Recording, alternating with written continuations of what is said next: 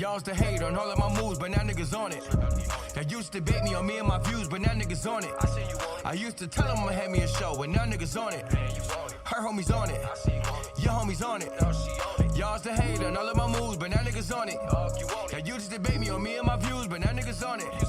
I used to tell them I'ma have me a show, but now niggas on it. Her homies on it. Your homies on it. TRPE, we here on location today. We got Chad and Matt. We are here at the 4th District Container Village here in the heart of West Philadelphia, 4862 Parkside Avenue. And we are doing some field interviews around this political day party that we got here today, put together by our great friend, one of our mentors, somebody that is a constant on the show, Councilman Curtis Jones. And we're joined by some special guests today. These are friends of his, so they friends of ours. And we want to make sure that this is impactful. We're going to spread the word and make sure that everybody's getting out here and voting for this primary election, and then also for, you know, the big election that we got coming up in November. We got our first guest here today. Could you please state your name for the audience and tell them who you are? Hi, my name is State Representative Roni Green. I represent the 190th Legislative District, so the Container Village is actually in the middle of my district. And I'm so excited to be here today to support the entrepreneurs here and let them know how excited we are to have them in the community as they set a trend and be forefront for other communities to do something like this. So we are absolutely excited to be here in support of them. Absolutely. We got a great turnout today. We expecting a lot more people throughout the day, despite, you know, the cold and the weather and all that. Yes. We still push through it and do what we got to do. Yes. How important is it to you in terms of, you know, serving the community, serving your constituency, and making sure that their voices are heard when you're going up to Harrisburg and you're meeting with, you know, other state reps and General Assembly and stuff like that? How important is it to make sure that the people that are in your legislative district are represented? Well, it's very important to me. I served back in 2020, which was my first time serving, and it was in the middle of the pandemic. The day I was sworn in was the day that Pennsylvania was declared a state of emergency. So we had to hit the ground running, you know, and we had to make sure that we vote, because, you know, if we think about the time during the pandemic and where we were, and people losing jobs and businesses shutting down, you know, we had to make some changes, and we had to make some instant changes. So we had to vote for a better day for my constituents, for my community. And so now, 4 years later, you know, we're not where we want to be, but we're a lot better than where we were. So we have to go out and vote. When we're going up to Harrisburg, we are faced with people who do not particularly care about Black and brown communities and what's important to us. You know, we have to vote for our children and for the young people and vote for our future. So I am, you know, I'm the state rep that has introduced a minimum wage. Everyone in the Capitol knows that that is the reason why I came to the Capitol, because we have a $7.25 minimum wage. It has not been changed since 2009, and it is unacceptable that we do not have a minimum wage, and to have to fight every day to get what's needed and what's deserved of our constituents is why I'm in Harrisburg. You know, we passed a minimum wage bill out of the House, but it's stuck in the Senate, and we need the Senate to do their jobs. So I need my constituents who feel as though they deserve a minimum wage to call the Republican Senate and ask them to do their job and give a minimum wage increase now, right now in 2024. A $20 minimum wage. We shouldn't be saying minimum wage. We should say a living wage, because that's what we need to do. We need to have a wage that will help us to support our family, pay our bills, pay our rent, and just advance to us to where we should be at. So I get very passionate about it, because I go to bed with it. I go to bed with minimum wage. I wake up to minimum wage. I know what the struggle is. I was a single mom. I have a daughter that's a single mom that I help as much as I can. But you know what? We shouldn't have to keep going through this. You know, someone said if they were making a minimum wage, we would have it passed already. So we need it passed for us right now. Absolutely. Aside from from the minimum wage / living wage thing that you're talking about, which is obviously extremely very, very important. What other type of initiatives are you enacting in your role as, being part of the state legislature? And also, what other changes do you want to see coming up, with this big election that we got coming up soon with primaries and then the general election coming up in November? I am a woman first, and I want to see reproductive rights.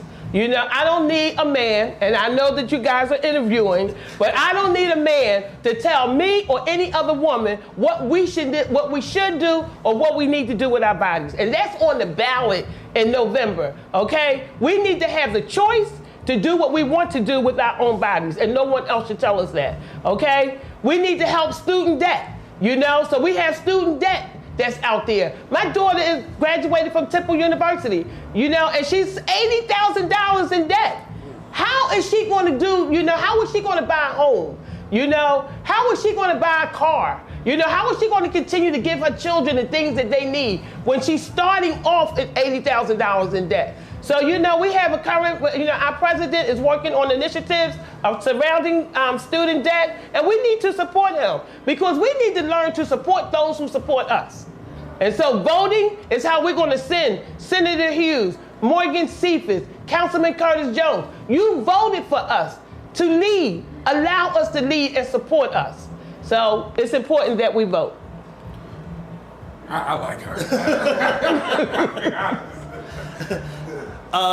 Being as though we have this general election, this primary election, coming up in just a few short days, how important is it for people to be involved in those elections before we even get to the general in November? Because if you don't, you know what? You're either a part of the problem or you're a part of the solution. Let's keep it real.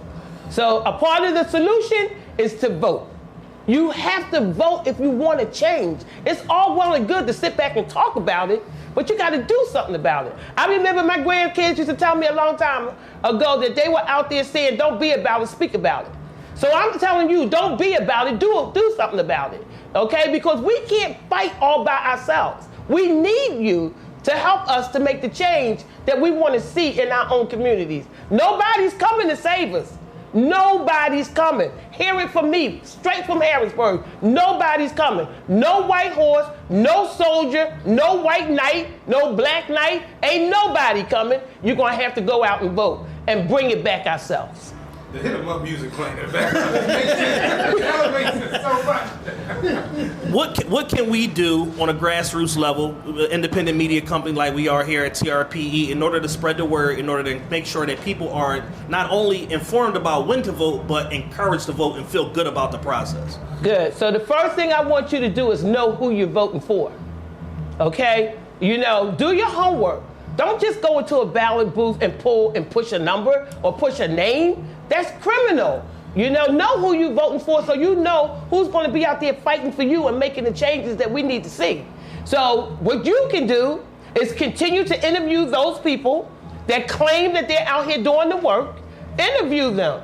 And what our constituents can do is that once they have decided who they want to vote for, to please go out and vote. Don't go alone. Take someone with you. Tell someone else about it. And that's what you can do. Absolutely. We appreciate your time so much today. Thank you, State Rep Roni Green. We'll make sure that everybody gets out there and vote. If y'all listen to that and y'all ain't ready to vote, y'all playing games. TRPE, we are back here. Once again, we're in the field. We are at the 4th District Container Village in the heart of West Philadelphia at 4862 Parkside Avenue. It's your boy, Chad. And Matt, you got one of the heavyweights in the building today. Somebody that we've wanted to get on the show for a long time. Somebody that has literally dedicated their life to civics and community service and community engagement and being representative of, the Philadelphia district and Pennsylvania at large. Coming out of here, in Philadelphia area, Senator Vincent Hughes. Thank you so much today, sir. We got a big election coming up, primary, and then a general coming up in November. Let's just talk about the overall process. Why is it important for people to get out to vote in a year like 2024, and what makes this year different than any other year? Well, your vote is your voice. All right, we can, we can vote with our pocketbook, right? Choose where we want to spend our money. We can also vote with actually casting our vote, utilizing that vote as our voice about what's important and what's not important. If you look at what's on the ballot this year, in Pennsylvania, I think we've all come to learn to understand how important state legislators are. Every state rep in the Commonwealth of Pennsylvania is up. Half the state Senate is up. If we do the right thing, we'll flip the state Senate, and then we'll have what in Pennsylvania is called a trifecta: Democratic governor, Democratic senator, Senate majority, Democratic House majority. The kinds of things that we can get done with that kind of situation, with a surplus in Pennsylvania of $14 billion with a B, are huge. The revitalization of our neighborhoods. Every student in every public school will get a high quality education because it's all funded appropriately at the right level. Right now in Philadelphia school children are getting $8,500 less per student than what's happening in the suburbs. I want you to think about that. $8,500 per student less. We need to vote so we can change that. Right. And it's right in front of us right now. So legislators, attorney generals, U.S. Senate, president, all of that is on the line right now. And for us to not vote is giving someone else our power. I want you to think about it like that. For Absolutely. us to not vote, we're giving someone else the power. I like to have my own power. Now, I don't know about y'all, okay? I like to have my own power, okay? And have my own voice speak, okay? I'm not interested in having someone else speak for me. You're someone that is, omnipresent in the Philadelphia area. Anytime there's anything political going on, regardless of your schedule, what you got going on, you make yourself present and available to people. I was saying before we jumped on camera with you, you were there present at the Be Woke Vote campaign back in, 2020, right around the corner here, at 52nd Columbia. They did a big voter drive, gave away groceries and stuff like that to people of the community. What is it about civics and community engagement that's so important to you that you made it your life work? Well, we have to look at this first contextually, okay? Why do people spend so much time trying to stop us from voting? Why do people spend so much time trying to stop us from voting? They spend billions of dollars to try to prevent certain communities from voting because it goes back to that question about power, all right? If we exercise our vote, if we had the full franchise, if there weren't always these blocks to prevent us from voting, then we could actually maximize our vote and maximize our power and get the resources that our communities we deserve to have. So people spend all their time stopping us from voting. So if someone spends a lot of time trying to stop you from doing something, that must mean it's important. Absolutely. If they're spending billions of dollars to stop you from doing something, that means what I have, my vote, must be very powerful, all right? So if I can't see it from my own vision, look at it, you want me to not vote? That means you don't want me to participate. That means you don't want me to get engaged. That means you don't want me to get involved because that means that advantages you, not me. Right. And so we must always, from the context, the historical context, we must always remind ourselves of that. Now, at the same time, we also have to have vision and look forward, okay? Because as Commissioner Omar Sabir is known for saying, the chairman of the city commissioners, the more we vote, the more we get. The more we participate, the more we get involved, the more we get engaged, the more resources we can bring back to our community. Yes. And so we always got to think like that. And again, we exercise our strength, we exercise our rights in all kinds of different ways. How we spend our money, where we travel to. So if we're thinking about ourselves from that vantage point, we should also think about our vote from that vantage point as well. Keeping in the theme of, how present you are in the community. I know you talk to a lot of different people from your voter base, from your constituency and things like that. What are some of the hot button issues that they're bringing to your attention that they care about with these elections looming and coming up soon? People want peace in their neighborhood, man.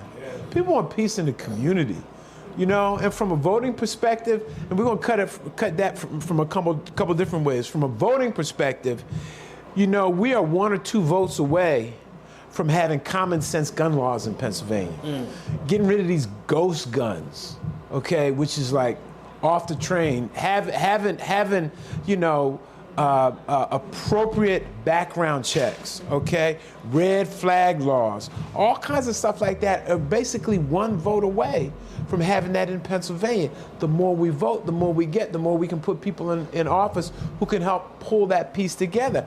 At the same time, again, we have a $14 billion budget surplus in Harrisburg at the state level.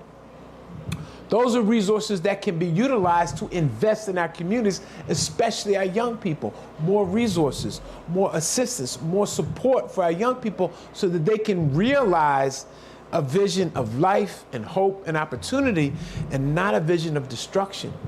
All right? And so that's how voting rights, this issue of peace in our community and safety in our community for all of us that is the prevailing issue that we hear across the board, and economic security as well. Absolutely. I'll start with a basic definition of economic security, and I'll utilize the whole minimum wage conversation. Every state around Pennsylvania has a higher minimum wage than Pennsylvania does. Every state. Wow. New York, New Jersey, Delaware, Maryland, Ohio, and even West Virginia has a higher minimum wage than we have in Pennsylvania. That's whack, okay? It's just whack, okay? I mean, but think about it. So you may not be a minimum wage worker. You may be making $10 an hour, $12 an hour, 15, 18. What the math shows and what the economic policy shows, that if we raise the boat and lift that minimum wage for folks at the lowest end of the economic ladder, it pushes it up for everyone else. Absolutely. Okay? So what winds up being maybe only 200,000 people across the Commonwealth, and that's a number, but I'm using this as an example, that may be making $7.25 an hour.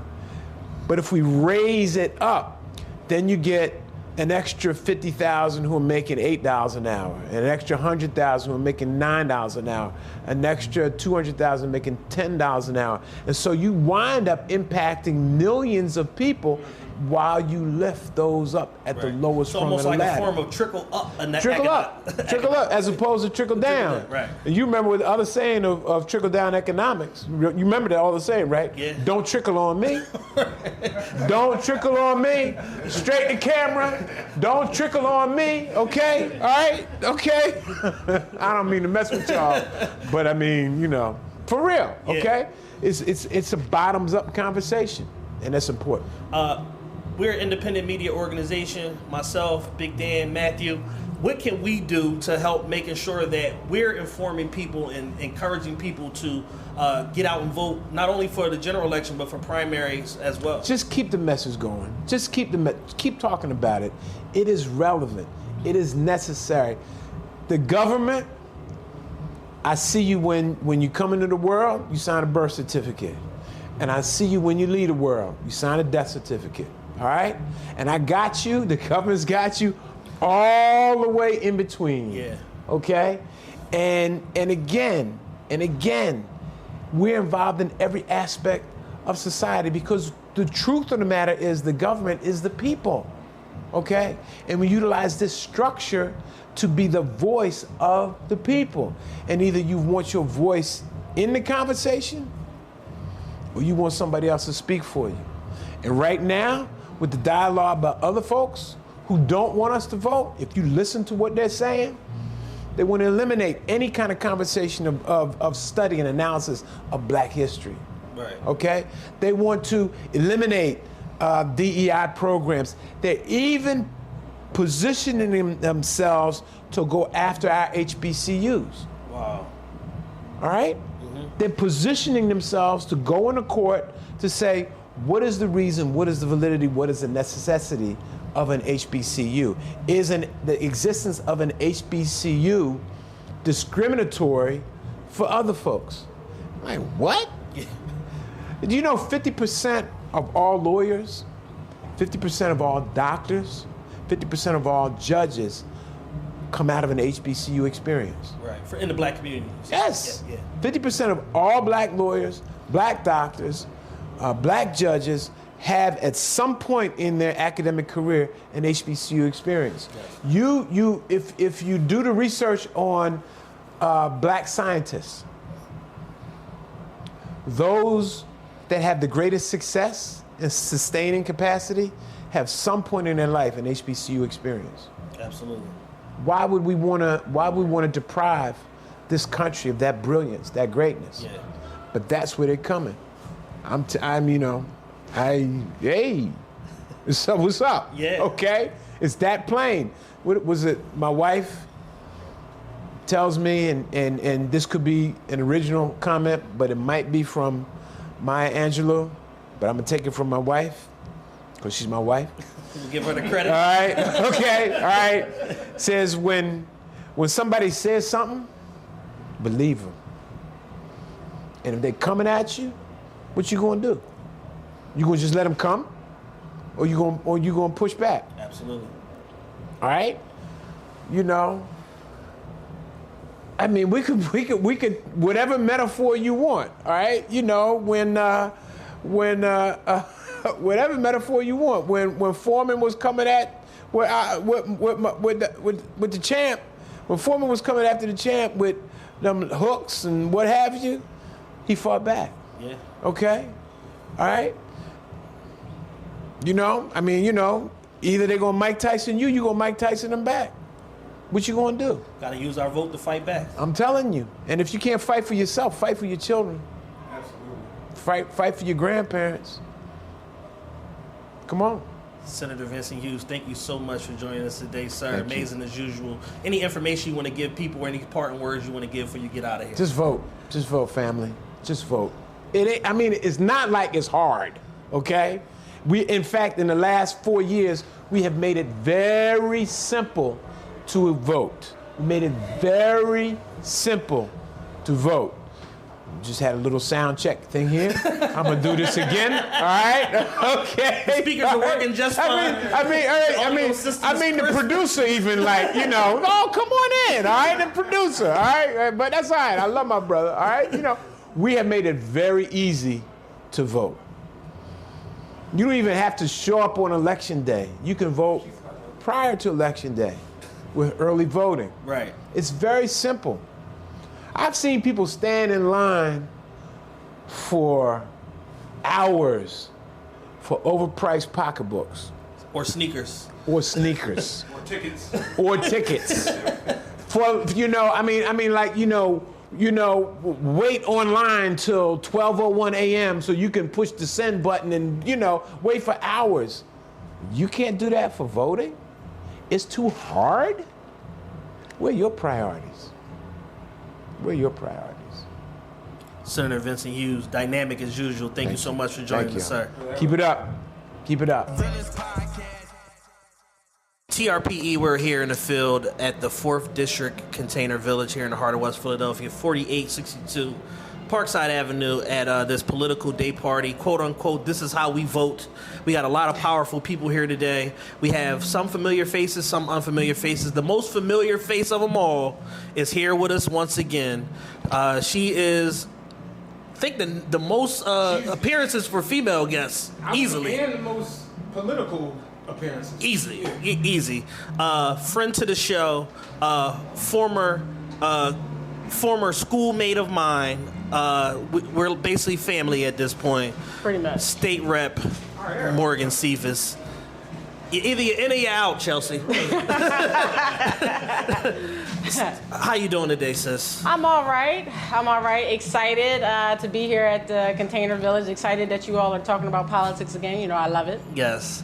Politics, essentially because of you are our first political guest. You ushered us into that world, and, you've been a steward for us in terms of introducing us to all of the who's who, and we need to know, and you need to talk to this person, and I'm going to get this person on the show and all of that. So I don't think we've ever formally said thank you. So I'm going to take this time on camera to say thank you for doing that, because it's opened up a whole, new world for us and a whole new avenue, which ultimately led to, us having former Mayor Michael Nutter on the show, and you are the genesis of all of that. So we want to give you your flowers on camera for doing that. Listen, I love it. I cannot. You cool?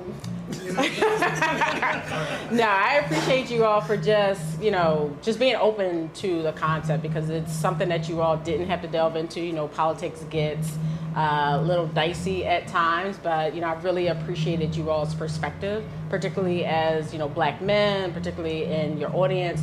I feel like once you have politicians come on your show, they're like being approached by like the non-traditional voter, and like we always have this, well, how do you know me? There's like from TRPE, and it's you all are reaching an amazing audience that we have difficult times getting to, talking to, debunking. I know Matt's going to say something smart, but before that, I want to give a shout out to Brad Diddy. I think I told you all this story. We were coming back from Pittsburgh. We were driving out for a keynote talk that I had to give, and on the way back he's like, do you mind if I put on this show? And I'm like, yeah, sure, whatever. So driving along, listen, I am cracking up, and I swear I'm like, that sounds like the dude that I went to Central with, Chad. So I'm like texting Chad, is this you?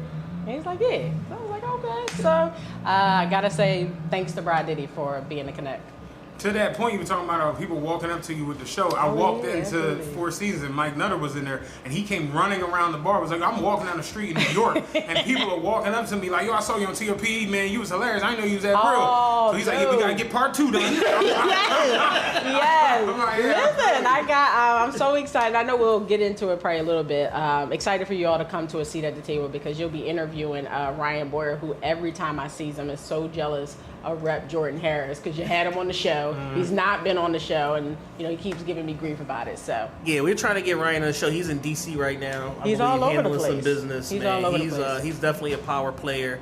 But getting him on the show is high on our list. We're trying to check off as many of the Philly 150 lists. Who is he? Number 3? Number 4. Number 4. Yeah, See, number 4. I'm looking out. He's number 5. No. He was number 4 on the Oh, list. we've had 4 people that were on the list on the show. Yes. So that's why yes. He would be the 5th. Yes. Okay. No, listen. So when y'all start making those big checks, don't forget about me. We could not forget about you. Fantastic. We have a primary election coming up, which is partially, the foundational reason of why A Seat at the Table was originally started, was around getting voter interest and all of that going into the primary election, and not just solely focusing on on the general. Right. With that being said, what are some of the hot button issues that you're hearing from your constituents, from people in the community and stuff like that, that they want to see change with these upcoming elections? Absolutely. So, a lot of the challenges we have in the city of Philadelphia, the burning question is always, well, what does this election have to do with the challenges that we're seeing? So when we talk about, access to abortion rights, we know that is on the ballot, because we're seeing what the Supreme Court is doing. When we're talking about access to the voting booth, we see what the Supreme Court is doing. When we talk about affirmative action, when we talk about small businesses, accessing capital, accessing, opportunities because you are a minority business. Right. All of those things are on the ballot. And, we constantly talk about the top of the ticket, the presidential, but it is your state senator, it is your state rep, it is your attorney general, your treasurer that have more of a direct impact to your livelihood than the presidency. Now, yes, the presidency is absolutely important. I'm not saying that it isn't. But it's also those down ballot races. So, when you constantly hear a conversation about, President Obama, I don't necessarily see the impact. What did he do? Some of the challenges that he has because he lost to Congress. And, the legislative, our executive can't do a significant number of things without having the legislature be a part of the same party, and that's advancing, their interests and their initiatives, right? So we have to make sure that President Biden, grows the actual Congress this time around, and our Congress people are actually on the ballot. So when it comes to education funding, when it comes to gun violence reduction, all of those things are critical. And I'll give you a couple of issues. So when you think about abortion access, and when they had the conversation about it being left to the states, well, Pennsylvania, we have the majority right now as Democrats in the House with Speaker McClinton and Jordan Harris, but we only have the majority by 1.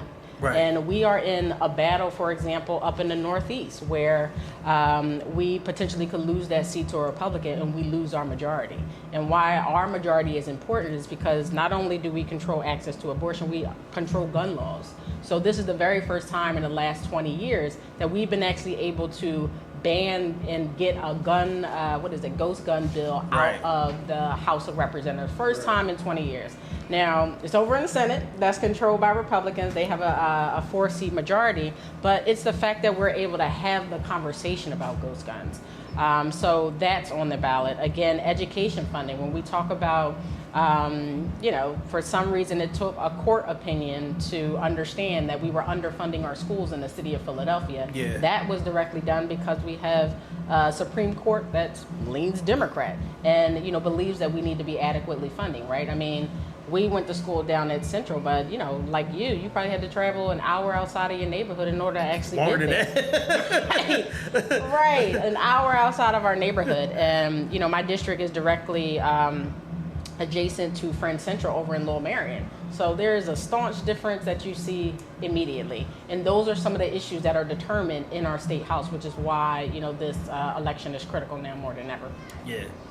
I'm sorry, we're going to cut this out. They have to throw me off so bad. I know, I was trying to keep talking. The music just keeps going up and down and around. No, you're good. All right, that's a suitable volume. Please hope they don't mess with the volume again. Dan, remember this timestamp so we can clip this out. Thank you. All right, cool. My fucking brain hurts. Trying to navigate it. The dude in the convict outfit is just killing me. All right, let's try to pick it back up. Yeah, let's. You guys we can talk about seat at the table and why we focus on black that's men. what I was about to bring up. Seat at the table. Okay. Action. So next Sunday we got seat at the table. We're moderating. I'm so excited for you all to be moderating. I feel like that when they found out that you all were moderating, our tickets sold more by 30%. It was like, so who's coming? You need to renegotiate. No, y'all gonna be a statement moving forward. I know this primary is gonna go great. This seat at the table, we're gonna definitely do it at the general. It's gonna be even bigger. So you all are gonna sign up for that one at the same price. And to lock us in. We're gonna lock you in at the Godfather lock rate. you in. So seat at the table. I got involved on a one-to-one level with y'all recently, as starting to do some planning committee stuff and all of that, because I believe in this thing, and I've gone out and been a part of conferences and stuff now, and I've seen what they look like, and with the basis of a seat at the table being able to draw the sheer number of people that it did for the primary for the general election. I'm sorry, last year, it was just wow, that kind of opened my mind to see the vision of the long-term thing. Is all right, if we build this out and create more tentacles around this, it can be, the premier political event here, in Philadelphia. What are you most excited about for the upcoming seat at the table Sunday, April 21st, that we're doing at Fiddler Club together? Well, this is the 4th edition of a seat at the table. We actually have interest in taking it out to Pittsburgh. One of my colleagues approached me about duplicating the effort out there, so that's really exciting. That is gaining some traction. I'm most excited about the panel discussion that we're going to have. Now, I'm not going to lie. When you first mentioned it, I was just like, that sounds like a great idea, big vision. I don't know how in the world I would ever execute something like that, but here we are. So I'm most excited about that because there's been this, we originally started the seat at the table just with the idea of the late Congresswoman Shirley Chisholm, who has the Netflix piece right film, now. by the way. Yeah, super dope. But she always talked about having a seat at the table, or you're on the menu, or if you don't have a seat at the table, you need to pull up a folding chair. And really what she means is that if you're at the table, you set the agenda. But then as, black people with, coming from the generations before us, when you get to the table, what does it mean, right? Like if you have the same taste, if you have the same interest in the same menu, if you're gatekeeping, then, it was all for not all the work that previous generations have done. So that's really what the genesis was. But then there had been a conversation about black men determining this next election. And, not determining it based on the numbers, because, obviously our numbers can't never really affect an election because of, data, numerical statistics, but it's the apathy that potentially black men can have, because if the Democratic Party or Republican Party is not speaking directly to your issues, then you're just going to sit home. Right. And that hurts just as much. So because of that conversation, I thought we curate a space specifically focused on black men, and we have some dynamic black men from the city of Philadelphia that'll be participating in a conversation that just come from different walks of life, and that's what you two represent. I feel like you all are able to curate a very interesting, non-traditional, political, but also keeping it fun, infusing culture. But you all's ears are on the ground. I feel like you'll be able to curate a conversation specifically for this group that's going to be exciting, and that's really going to resonate with black men and actually get people to the vote, because that's the goal, right? So some of the people we have, Ryan Boyer, Jordan Harris, who loves you all, Isaiah Thomas, who's been dying to get on the show. I got yelled at the Sixer game. Oh, really? That's my man. Took my call. I didn't get a call. No, yeah. I mean, because again, you all reach an audience that we don't necessarily have an opportunity to reach. Yeah. I mean, we have, people that are political junkies that are, constantly there, always there. But, we have to begin tapping into a different audience in order to increase our voter turnout, because yes, Philadelphia is Democratic, but if we go into the general with a 30% or 40% turnout, we lose Pennsylvania. Right. But the way we have to have honest conversations as Democrats, that we can't just assume black people are just going to come out and vote. We have to treat how the Democratic Party treats the white male construction worker, where they have to convince them. They need to do the same thing with the black community, and I think that's what people are demanding. Yeah. What's your long-term vision for a seat at the table? Maybe 3 years out, 5 years out? Oh, I got one. We're going to D.C., baby. No, my biggest vision is for us to be able to curate the premier event for millennials and Gen Z here in the city of Philadelphia, right? So I'm thinking, when it's the general. So we had... when Kamala and Joe were running the first time, they actually came to, where were we at? Reserve? We always do it at Reserve. Yeah. I was confused with Recess. They came to Reserve. Kamala, I introduced her. This was when Fetterman was running. So my idea is every general election, we get the big candidates that are on the ballot coming to, be interviewed by TRPE. I'm about to say, we're grandfathered in. You are grandfathered in. Don't forget that part. And I want a cabinet position. No, but are being interviewed by YouTube, because again, you tap into an audience that we don't tap into. So that's the big vision for Philly. Taking it out to Pittsburgh, so y'all might have to travel. We'll pay for accommodations. Hey, man. But I'm down to go to the Rust Belt. Right. So doing it out in Pittsburgh as well. But then the biggest goal is to for us to be at Congressional Black Caucus, seat at the table, Washington D.C. Congressional Black Caucus version. We down there not just talking about what's at stake for Pennsylvania, but what's at stake for the nation. Right. Y'all interviewing Congress members, senators, and we're going to do it from there. I love the y'all and the inclusiveness. Like we. Yeah, this digital record of what we doing here. Yeah, Brad Diddy's the driver. You know what I'm saying? / political consultant. He's a utility man. But no, and I definitely want to give a shout out to my always mentor, my uncle, Mr. 4th District Curtis Jones Jr. Who just laid the foundation for young people to just have entree into this world. We always talk about gatekeeping and not having opportunities, and he really provided that foundation. Yes. And one of the things him and Senator Hughes would always say, that it's the easiest job if you don't care, but if you do, you can really be dynamic and change the environment that you're in. I feel like our generation, that's what we're doing. That's like the third person that came in and quoted you saying that. Yeah. He must have really said that.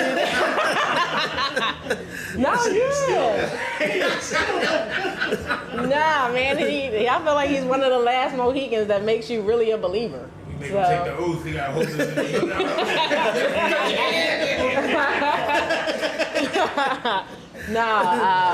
No, he's been great, and I mean, he's just done so many transformative things that I never thought could happen. So one of the things I always like to quote is, not quote, but talk about is, you know, we traveled an hour to get to Central. So you on the G bus, the Frankfurt Market Frankfurt L, then getting on the subway, and it literally was like an hour.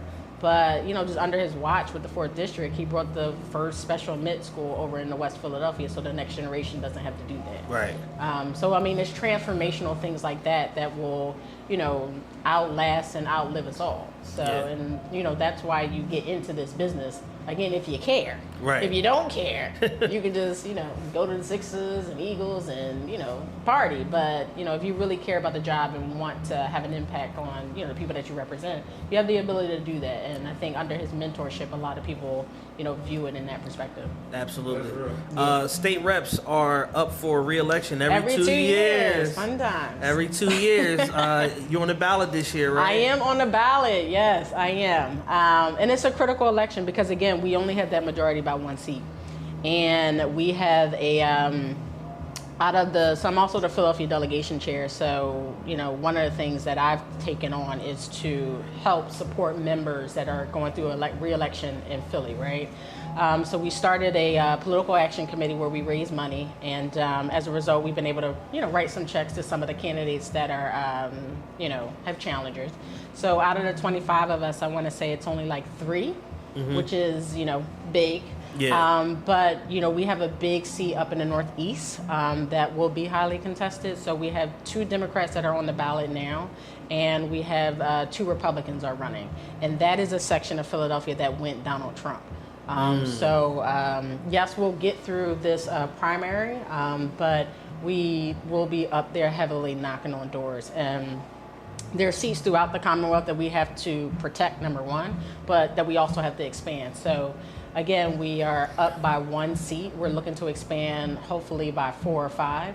I mean, and what that does is that we have 102, and we don't necessarily have all 102 on every vote.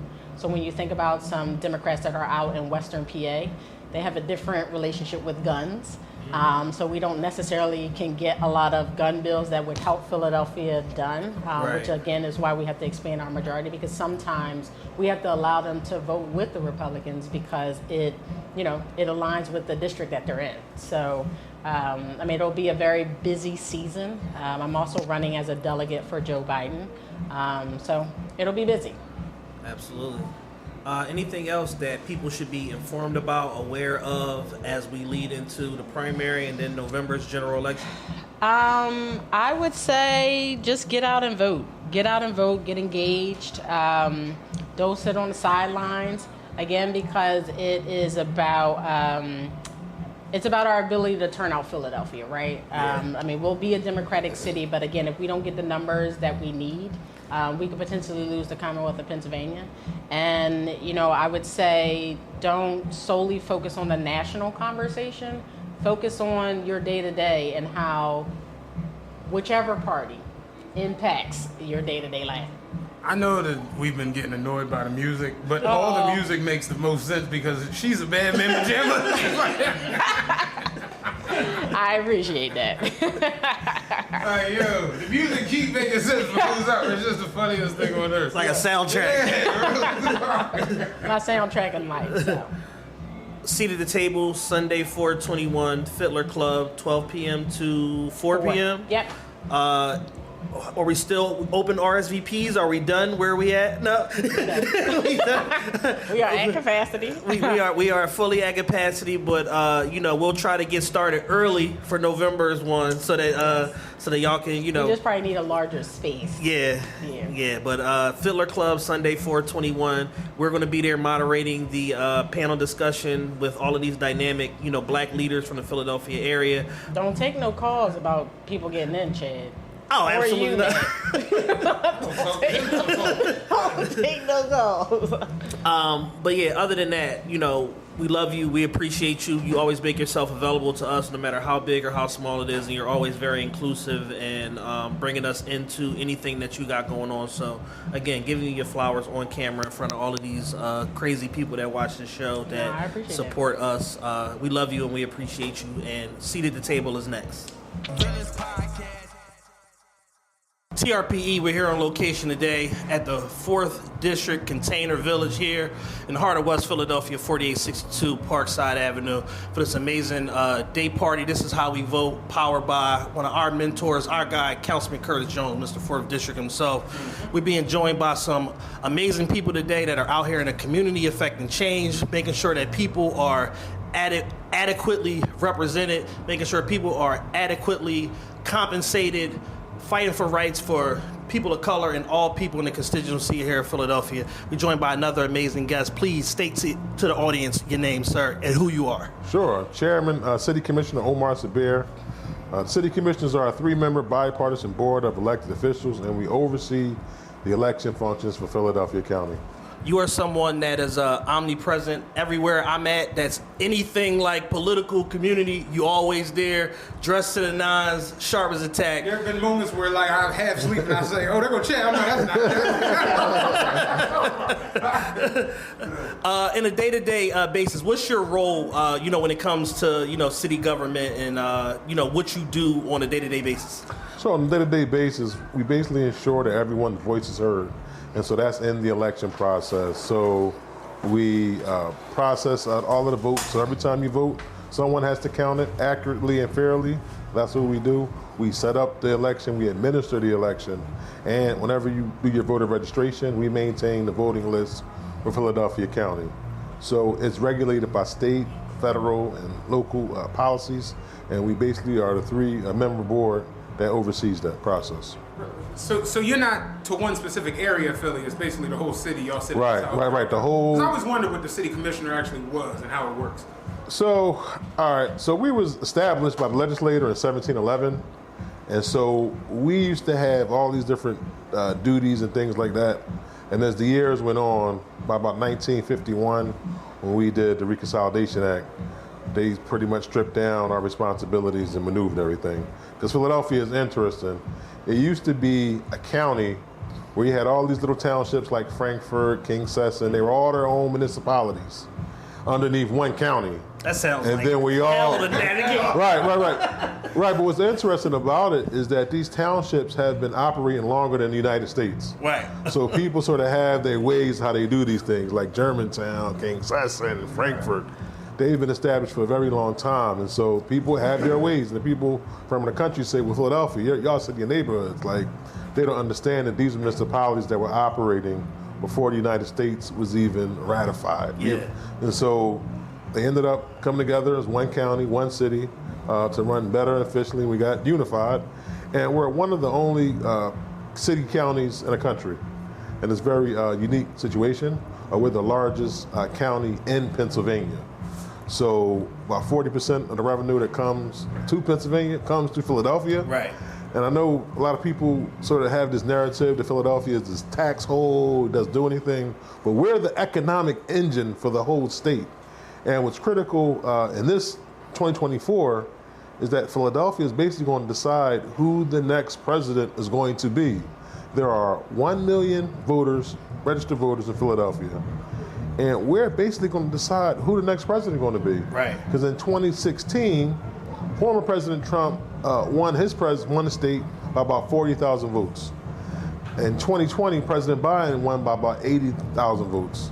So remember, it's 1 million registered voters. Most are black and brown voters. Right. Right? We're the majority here in the city, although we're a minority. And it's our time. Right. We're going to decide who's going to be. Yeah. We got primary elections coming up in like 10 short days. Sure. What are you forecasting for primaries? And why is it important for people to vote not only in the big general election in November, but in the primary election here in the individual state? So it's critical that we vote every 6 months. Every election, we need to come out and vote, right? Because policy decisions are based off ballot behavior. right? And so even if you don't like the candidates, and we have important ballot questions that's on there every election, which people, a lot of times they breeze over them, but it's an initiative that, that the government is basically asking you yes or no on a question. Yeah. And where do you stand at? Because ultimately people look at you and they say, well, if you don't vote a certain month, then you don't care about your neighborhood, you don't care about your community, so I'm going to do whatever the hell I want to do. Exactly. I'm going to put liquor stores wherever I want, I'm going to do whatever I want to put gambling machines wherever I want, I'm going to do whatever I want to do, because y'all don't care about your community. And so when we understand that it's larger than us voting for a candidate, when you press that button, you're pressing it for your community, and then people see that you care about your community, Yeah. and then they're gonna come out and vote. And it's true, because when I visited Chestnut Hill, and that's the highest voting area in the city, right? They also the highest on the socioeconomic scale, meaning they make the most money, right? And so typically, the lower you are on the socioeconomic scale, the less likely you are to vote. You feel like, my vote don't mean anything, but that's marketing. It's been targeted to you to make you feel like that, so that way the people at the top just basically stay there. Right. If they make the bottom people, it's more of y'all at the bottom, we're gonna make y'all feel that y'all insignificant. They're gonna attack you, they're gonna come with negative images on TV, they're gonna have disinformation, they're gonna have all these different things geared, designed at you to make you wanna not participate in the election process. And that's where we have to come from the bottom level to say, hey, you know what? You are important and we need to hear from you. Whenever the downtrodden is there, you're angry and you're frustrated, that's when you're supposed to vote, because that's how you get the changes to come. You don't never sit on the sideline and just say, oh, okay, I want to give up. No, that's a mentality. Right. And we sort of saw these things happen when we saw changes happen in our country. It came from when the bottom decided that they wanted to get out and vote. And that kept leadership honest. So it all ties into, hand to hand. And speaking to folks, when I spoke up in Chestnut Hill, talked to them, I asked them, I said, why do y'all vote so much? Every election, y'all never stop. They said, well, I don't know, I just vote because when I call my council member, I just want him to come fix my potholes. I was like, who's on the ballot? They're like, no, I don't know. So the idea, sometimes you think so people are smarter than everybody else. Yeah. It was a simple thing. When I want my snow removed, I want my person to come fix it up. Right. And we want to improve our quality of life, and that's what it means when we come out and vote. We can't have these long debates about who and all this stuff. It's not, man. You vote for your community.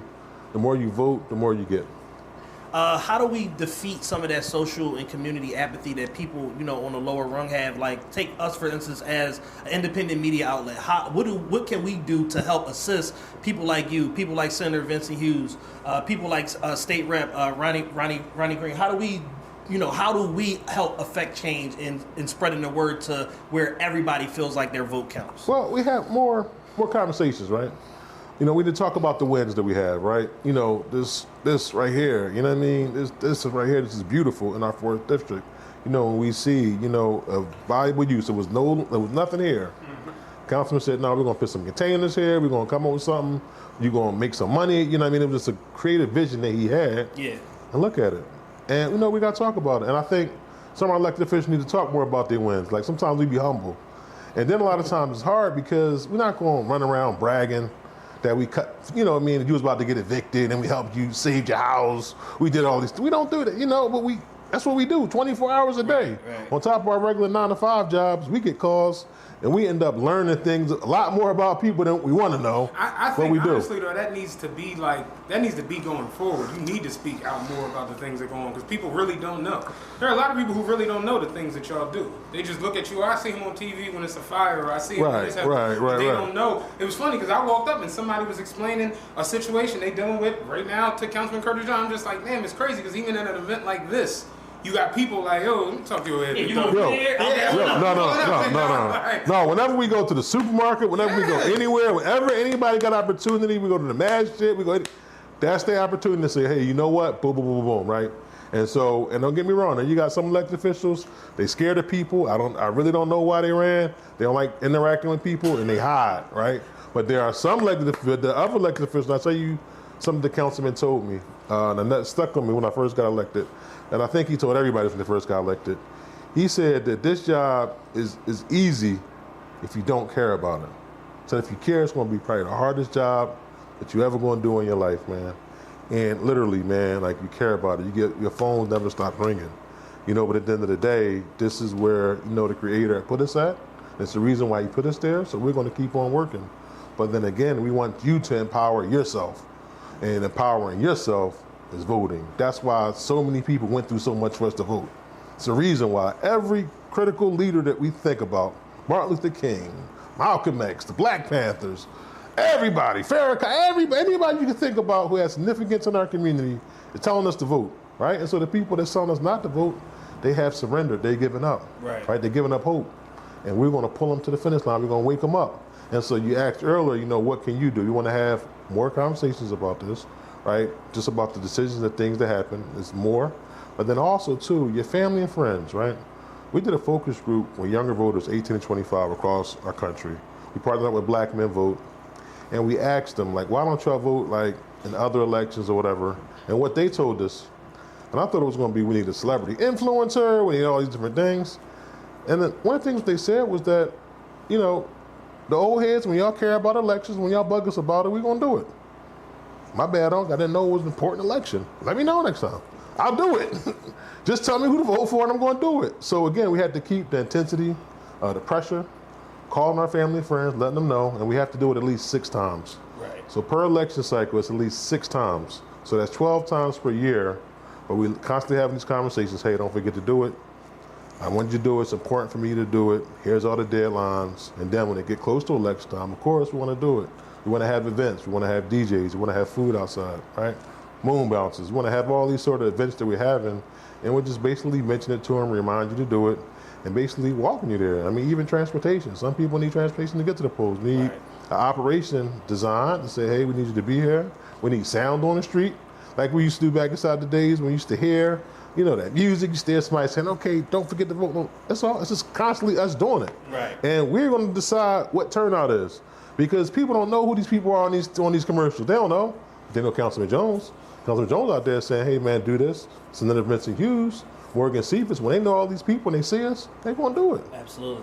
Yeah. You know, being as though, like you said, your phone rings all day, people run up to you any and everywhere you at. What are some of the hot button issues that you're hearing from people that are, you know, here in the city of Philadelphia around these upcoming elections? Man, right now everybody been asking me about this ballot question that's on there with RCOs. You know, people just asking, you know, which way should we go? That was one piece. And then another piece is safety. People are concerned about safety, you know, which we know. And then just economics. Like, man, you know, where do I live at? It's a lot of insecure, like, housing going on. And a lot of people talk critical about Philadelphia being the largest big city. But there's a lot of homeowners in Philadelphia. We may have more homeowners, man, than probably almost any other black city. But they're just tied up in these tangled titles. Mm-hmm. And it's like this thing, if we could find a way where they could easily navigate to them and get, that's like $1 billion worth of equity that's there. So that's a good thing, right? We just got to figure it all out. We're working on it. You know, former Register of Wills, Tracy Gordon, sort of mentioned this issue. But there's a lot of people trying to figure out where they want to live at, because if you making, you know, $30,000 a year, $35,000 a year, rents now is crazy. You know what I mean? But we can work it out, right? We got the turnkey program, right? It's cheaper now to buy a house. Right. And so it's so many city programs, state programs, and federal programs that a lot of people don't know about, that they can take advantage of it. And if they go ahead and purchase a home, it's cheaper than renting. So there's still opportunity, right? There's still opportunity for you to be able to live the American dream. We just got to figure out and navigate how. But, I mean, we get calls about everything, man. Sometimes we get calls about raccoons. Sometimes we get calls about, it is just every single day. And that's what I tell my staff every day. Like, don't get caught up. Don't have your mind set up inside of a way where you just, you know what I mean, don't think there's nothing you can do to help somebody. There's always something you can do to help somebody. Right. Criminal backgrounds, people got issues with their criminal background, people looking for jobs. I mean, it's a lot of stuff. It just basically just varies. But at the end of the day, when you sort of have that intention that you want to help somebody, somebody's going to get help. Right. It's just, how do you do it, right? Whether you partner up with nonprofit organizations, whether you partner up with business owners, whether you partner up with anybody, there's some kind of way that we can figure it out to where we can help somebody. Absolutely.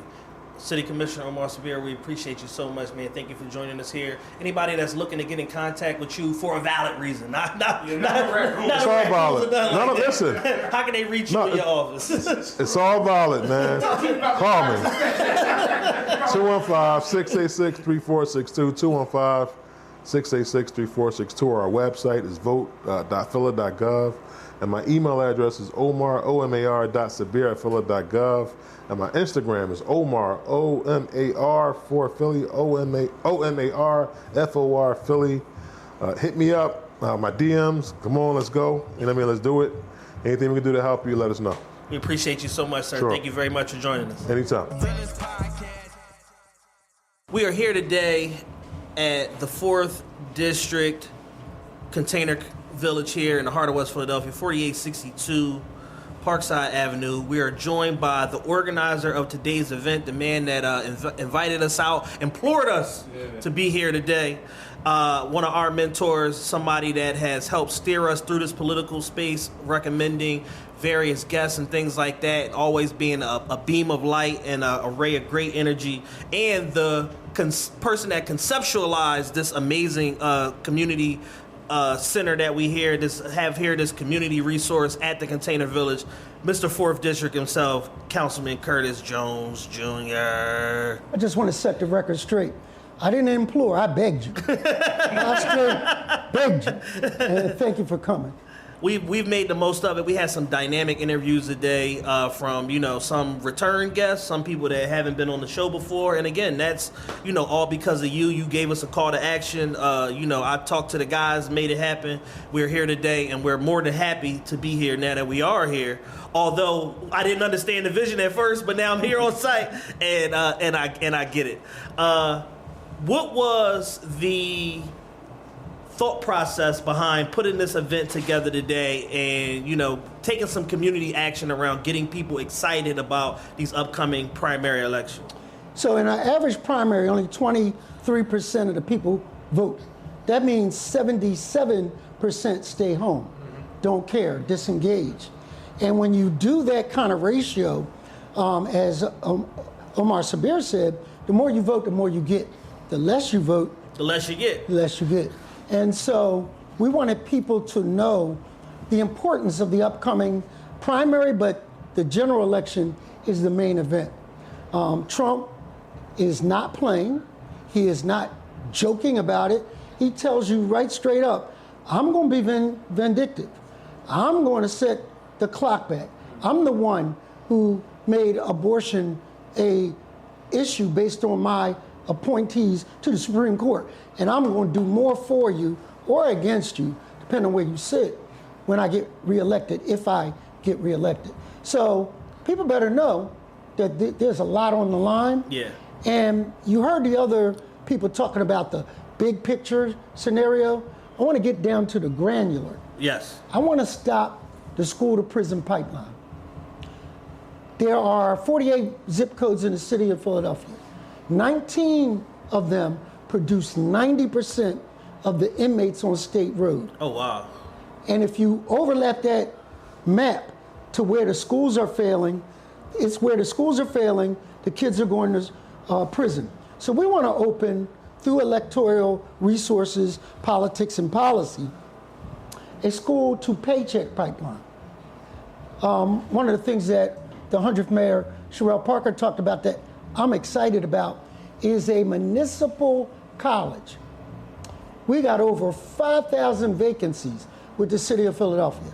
Whether you're talking about streets department, sanitation, prisons, police, good jobs. You never get rich, but you will never get laid off. Right. And so that's a balance. And so she's creating a municipal college where somebody right out of high school, dual enrollment, can start to learn how to be a water department employee, be able to work with the PICO to be able to go up on these poles and put those transformers in. And those are jobs that, that ain't the HBCUs, but you'll never be broke you. Right. And so, NCBU. and you will raise a family, and these wage-earning family supporting jobs are the guys in the neighborhood that's the coach for the football team, basketball team, track team, people who volunteer at the school because they can afford to. I had you pulled up on me, and one of the constituent service issues we were dealing with was a lady is the working poor. What does that mean? She got 2 jobs living in a shelter. And she get ready to get kicked out of the shelter because she's spending too much time working as and opposed not to being at the shelter.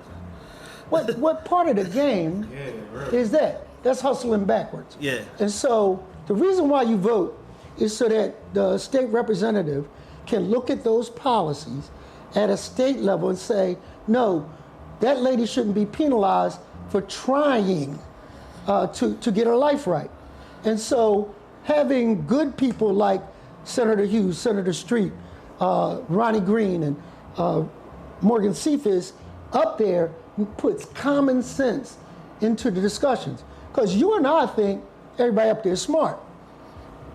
They're no smarter than you and I. As a matter of fact, they don't know the difference between Washington Avenue and Washington Lane and don't care. So your priorities aren't their priorities. Right. So we gotta vote to send people that represent us up there. And one of the things that I always talk about, we were out at the iftars and at the Eids, and there were 25,000 young Muslims out at 29th and Chalmers. Didn't hear a curse word. Everything was chill. Everything was right. But they don't know me. I'm a postage stamp in their mind. Yeah. Right? I'm not relevant to their world. So the reason why we want to do voter education is so that they understand why they should vote. And I'll give you this. David P. Richardson, y'all go Google him. He was a state rep up in Germantown.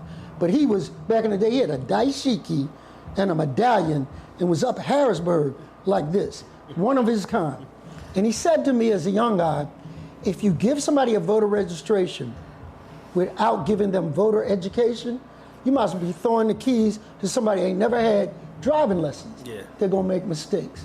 They're gonna run off the road and they're gonna crash. So we have to tell our young people there's a difference between the Auditor General and the Attorney General. Auditor General counts the books, make sure your tax dollars are spent right. The Attorney General will send you to jail for crimes. But knowing those differences and how they impact us is important. So we gotta up our game. We gotta let people understand why they vote. Earlier, somebody said because Martin Luther King got beat and we walked across the Pettus Bridge. I'm down with all those reasons. However, when I knock on the door in my district now, talk to some poor people, I better have some more current events as to why you should vote. Absolutely. Like rent control, have you seen the price of food? On aisle 6 We've at talked about it on the show ShopRite? time and time again. Man, cottage cheese was $10. Now I gotta have my cottage cheese and my grits. That's just my thing. Yeah. But at $10 a block, I'm eating less cheese. So it is those things that when you knock on the door at the public housing that they want to hear you know about. How do I keep my gas on? What am I eligible for by way of subsidies that the state and the city provide? And we have to be able to be relevant today to answer those questions so they understand, you know what? I'm gonna vote because of that. Right. We gotta make it relevant. It's a lot of jubilation today. It's a lot going on in and around here. Councilman Curtis Jones, you've said a lot today. What are some of the other, maybe issues that people aren't necessarily paying attention to that they should look out for with these upcoming elections coming up? Taxes. I mean, real estate taxes in this town have gone up because the value of the properties have gone up, but it ain't for our benefit. Right. It is designed so that other people can buy low and sell high. And gentrification is real. It ain't all a bad word because there are a lot of black developers that are becoming a part of that renewal issue. But if we ain't careful, we will be out in Darby. We will be up in Sharon Hill. We said this on the show all the time. Norristown. We're going to be all we're in gonna the be out outskirts. of here. Yeah. And if you look at other towns in big cities like Philadelphia, the workforce of the city cannot afford to live in the city. So we have to pay attention to those kind of things. If you look at the struggle that the airport workers are going through to be up to that $20+ an hour range, you got to remember, some of them guys, before we got involved, were working for tips. So the guy that takes your stuff in there, was getting like $3 an hour, Right, plus tips. And that's not how you raise a family. That's not fair to them. They are neighbors. So as we look at the evolution of the workforce struggle and the minimum wage, it isn't now just the United Auto Workers that have got the issue. It's the janitorial workers that are working to keep our buildings during COVID open. Right. And now, the developers are beginning to say, well, we're going to cut them. And they are your neighbors. And so if you don't do this, then poverty will be the driving force for crime in the city of Philadelphia. So all of these things are related. And so we have to, in different kinds of rooms, fight. You were recently reelected to city council back in November. What are you excited for the future of Philadelphia, as you matriculate through this next term as with city council? My 100th mayor, Sherelle Parker, is that girl. She is like the auntie that was strict in the household that said, boy, pull your pants up. No, you're going to go to school. I want to see your homework or else. And the reason that she can say what prior mayors can't say is she's saying it out of love. So she can ask the tough questions to the parents like, why is your kid out after curfew on a weekday? And why aren't you checking under the mattress on a Friday and you flip it and there's a 9mm handgun, whole pile of cash, and you know that boy don't even have a paper route? You have to ask those tough questions in a way that's based out of love, but out of stern conviction to the fact that we're going to hold people accountable. Yes. Like, I love my babies. I love my children. But when they pick up a gun, then we gotta have corrective action. Because I've had people come in my office, I kid you not, say, if you don't get somebody to arrest my son, he's going to either kill somebody or get killed. That's a different kind of love, man. Yeah. That's a different kind of, that's mine. I love him, but he out of pocket. He said it all. Councilman Curtis Jones, we appreciate you for always being an ultralight beam, for always, being a positive influence, steering the community, and for always making yourself available to us and our platform, and also being inclusive to have us at events like this, your annual white party, black party, everything that you got going on. You make sure to tell Brad Diddy, hey, call my guys and make sure, that even if they can't make it, they invited, and they're on my personal ballot. So we appreciate you for that, and we thank you for inviting us and having us here today, and look forward to continuing to work with you in the future. We got a bunch of stuff coming up together that we can't wait to make happen. Let's get it. Let's do it. This next guest that we have joining us today here at the West Philadelphia Container Village, 4th District, 4862 Parkside Avenue, heart of West Philadelphia, is someone that I actually met in person for the first time at the inauguration back in January. Gave me his card. I still got it in my pocket to this day. And we're going to actually be reaching out to his chief of staff and his communications director to set up a more extensive long-form interview. But, while we have you here today, Senator Sharif Street, we appreciate you joining us, sir. Glad to be here with you. From the legendary Street family, have a political background here, in the city of Philadelphia, former mayor John Street, Milton, whole family essentially involved, in politics and civics. What was it that initially attracted you to being involved in, in civics and helping people and community engagement the way that you do? Well, look, I've been, like you said, it's been a lifetime journey for me. It's one of my earliest memories of being engaged in it was I was about 4 years old. We were fighting against charter change. That's back when Frank Rizzo was mayor, and the mayor was openly telling police officers to assault, attack black people. So we were fighting against him having a third term for the charter change. And I'm riding in the back of an open bed truck. My dad's driving, my uncle's hanging out the window with a big bullhorn, and we're going through South Philly, and folks was throwing rocks at us.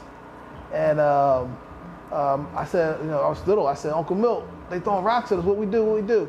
And my sister, my sister, my cousin was in the back. He said, duck, pick them up, and throw them back. So I like to say I've been ducking, picking them up, and throwing them back ever since. Yeah. Because in so many rigs, that's a metaphor for what we have to do.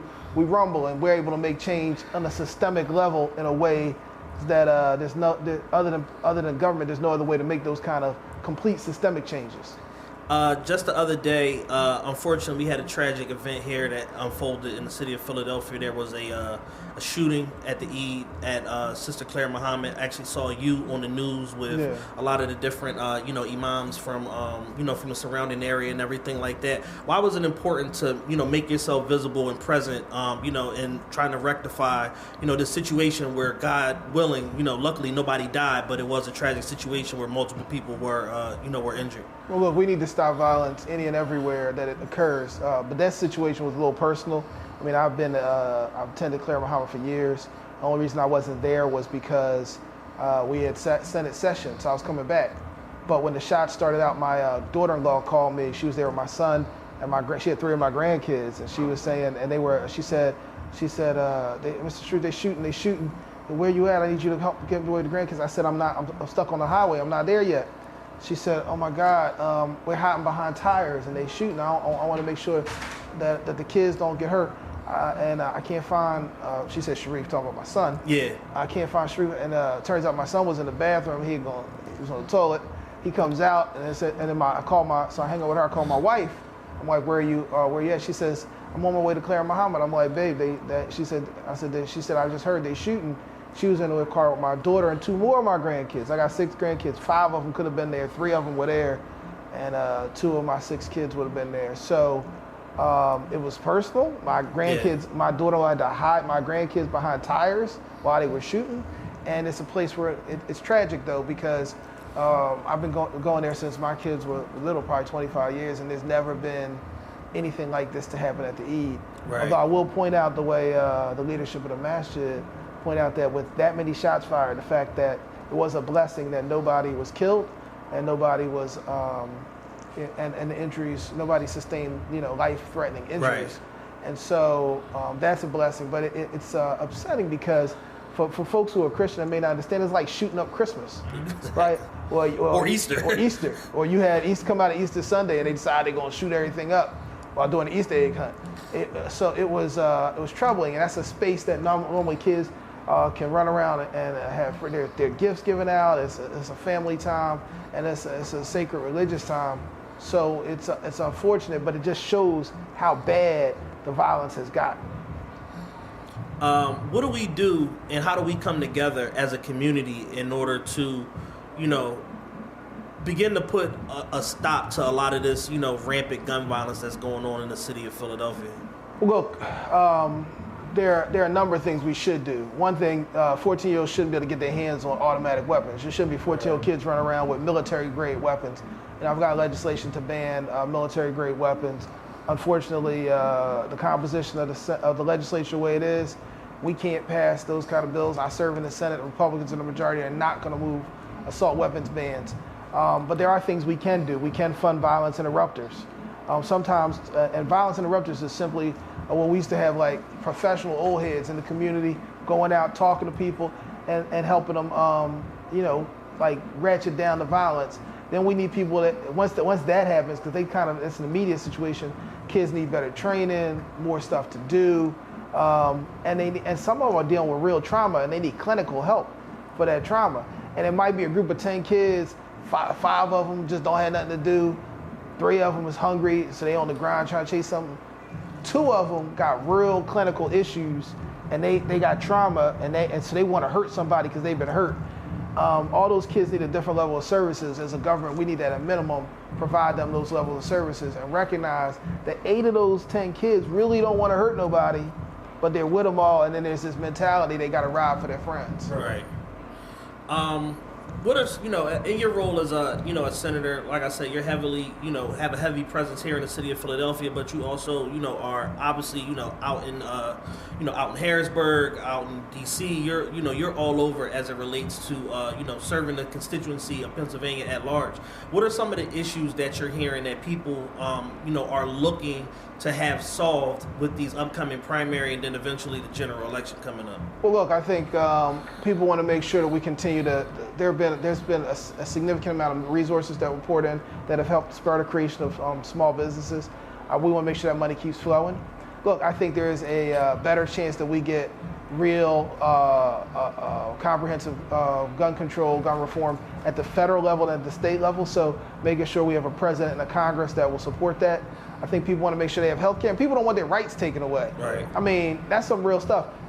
Donald Trump appointed 11 federal judges who said they were willing to reconsider Roe v. Wade. They overturned Roe v. Wade. 11 federal judges will reconsider Brown versus Board of Education, a decision that ended segregation. And people are like, Street, you tripping, they ain't gonna do. He's not gonna, they no way they would get rid of that. But think about it. What their argument when they got rid of Roe v. Wade, which protected a woman's right to choose, was we leave it up to the states. Right. Same thing with Brown versus Board of Education. Pennsylvania wasn't segregated, but Georgia was. Alabama was. Massachusetts wasn't. It's the same situation. Right. Brown said that, segregation is not cool anywhere. Before Brown, segregation was left up to the states. Serving the state legislature. We don't want to start playing them games with people's basic rights. And so maybe in Pennsylvania, even if you got rid of Brown, we wouldn't go all the way back to segregation completely, but maybe they would be like, okay, you can discriminate in housing for a job. Oh, okay, maybe you can discriminate in certain types of jobs. There's all kinds of places where we already know there's subtle discrimination anyway. So look, we got to protect our rights and we got to make sure we vote. And people are counting on us not getting engaged or not voting our interests, but we got to vote our interests. We got to be engaged.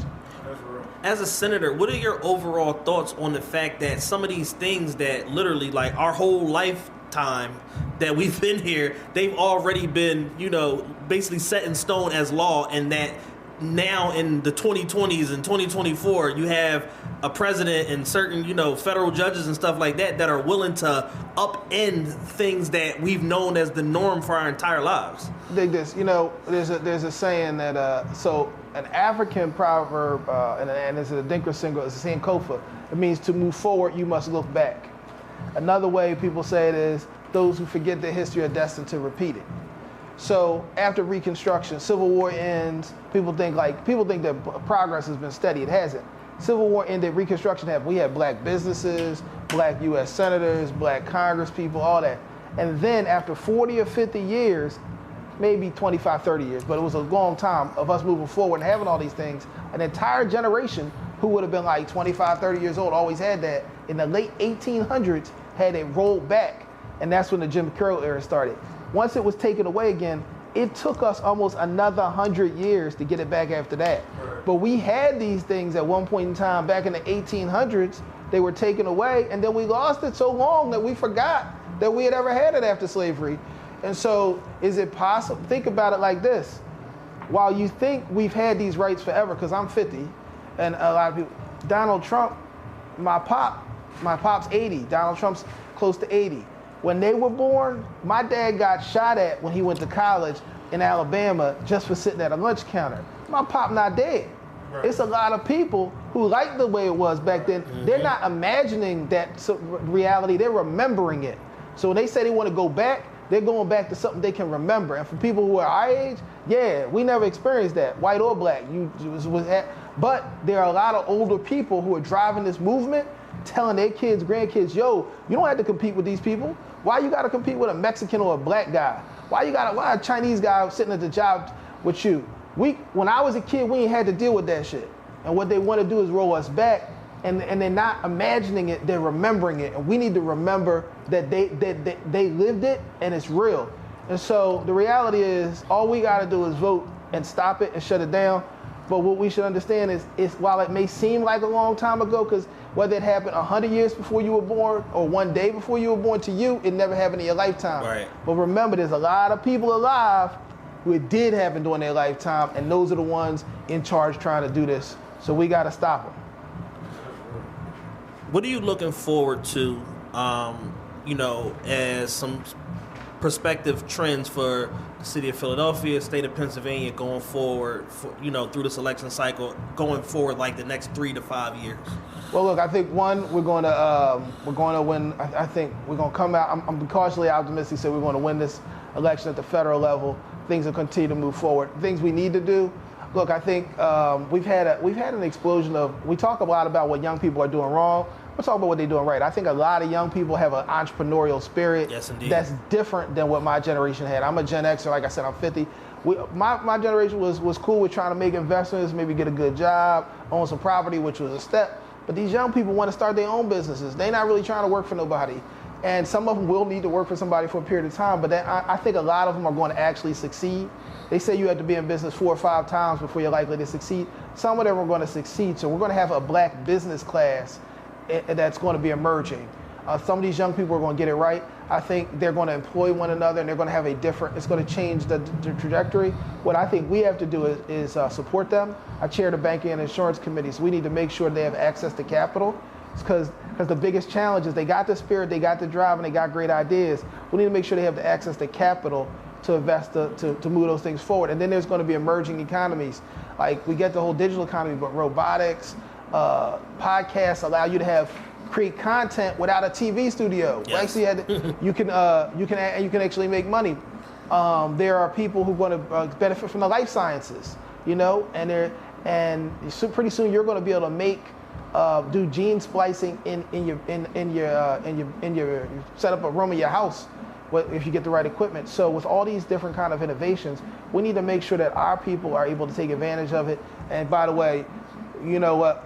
Our field folks have been involved in the illegal cannabis industry for years. It's about to be legal. I'm sponsoring it. We got to make sure that when it goes legal, all that money doesn't go corporate. But some of the people that was selling, that was dropping off bags illegally, can drop them off legally. Right. Senator Sharif, we appreciate you so much, and we respect you for being, such a positive influence and, a positive light, and being so present here in the communities of Philadelphia and beyond, and representing, representing us, representing your constituency with so much dignity in the way that you do. We look forward to having you come back to do a full, Hey, I'm looking forward to I interview. I want to do a full interview with you. Yeah, I'd love to talk to you guys, and look, I appreciate what you're doing, and you're getting the message out to the people. Yeah, definitely. We appreciate you so much, sir. Thank you very much. Where can people, find you that are looking to contact you, your office? I'm on all kind of platforms. I'm not going to front that I know how to do it. I create content. I got staff people. I do a lot of the talking myself, but other people are doing it. But I'm on Instagram. I'm on Facebook. I'm on Twitter. I got a website. You hit Sharif Street, you probably going to find me. Okay. We appreciate you, sir. Thank you so much for joining us today. TRPE, we are out.